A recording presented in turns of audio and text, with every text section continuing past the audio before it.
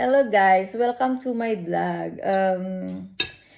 Kain tayo. Kailangan kong kumain guys, magpalakas kaysa magpakabaliw.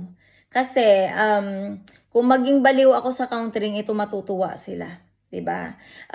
Mananawagan ulit ako sa kay Ma'am Jessica Soho, kay Sir Rapi Tulfo, at kay Ma'am Sara Duterte, Sir Roa Duterte, yes, at pulis sa Denmark, sa Pilipinas na sana'y tulungan nila ako. Kasi nandito ako sa countering ito, sir. Mayroon man akong perang income ay nasa 1,000 lang, more than.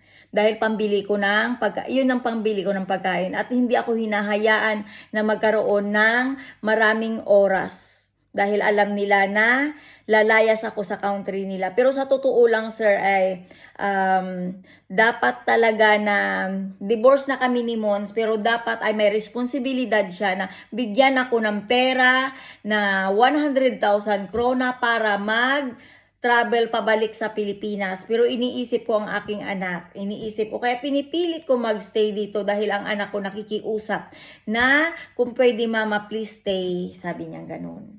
Pero wala din akong choice kasi nga una wala akong pera.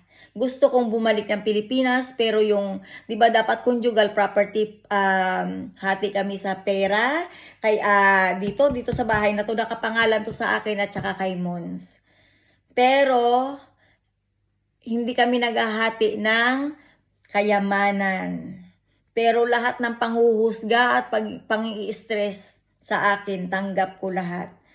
Ang nangyari sa buhay ko ay mahabang istorya na gusto kong ikwento in person. Na ikikwento ko sa aking YouTube channel, sa aking Facebook. Yun ay totoong nangyari sa buhay ko. Umalis ako last year umuwi ako sa Pilipinas, sinundo ako ni Auntie Vivian, auntie ko sa London, para magpagaling sana. Dahil ang sabi nila, kailangan ko ng medication, yes.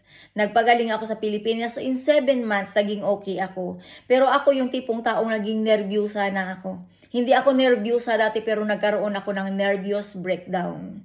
Dahil sa mga ingay na ginagawa nila sa akin araw-araw.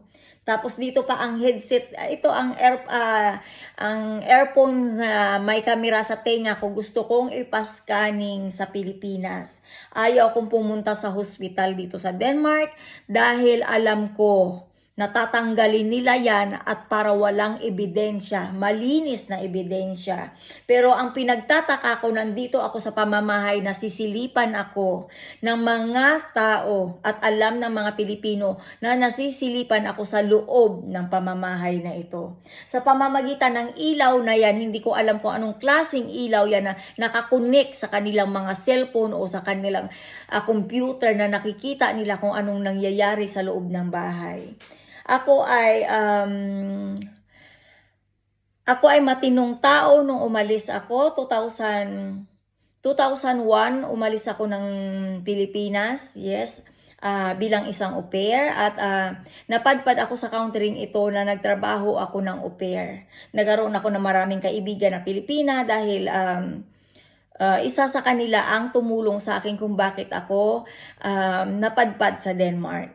Pero ang hindi ko kayang tanggapin ay pinipilit akong maging baliw sa countering ito. Pinipilit akong biktimahin sa pamamagitan ng hiding camera na ginagamit nila. At sa tuwing nagagalit ako dahil naririnig ko kung paano sila mag-ingay sa aking tenga. Alam mo, oras ng tulog ko ganun din, nag-iingay din sila. At alam ko marami akong kapitbahay na involved na gusto kong gabitan ng light test para matigil ang utos nila dito na ipapatay ako. Guys, mananawagan ako ulit sa inyo, please. Please help me. Nandito ako sa lugar na to kung saan hindi ko alam kung paano ako mabubuhay dito dahil una, kinokontrol nila ako sa trabaho. Ako yung tipong taong hindi ako maarte sa trabaho, kahit linis kaya ko. Pero lahat ng hirap naranasan ko sa countering ito na gusto kong umalis. Pupunta ako sa labas, guys, promise makikita mo yung itsura nila, kung paano nila ako sungitan at kung paano nila ako titigan ng masama. Yun lang guys, paki-share. Please share my video and ask help. Paki naman please.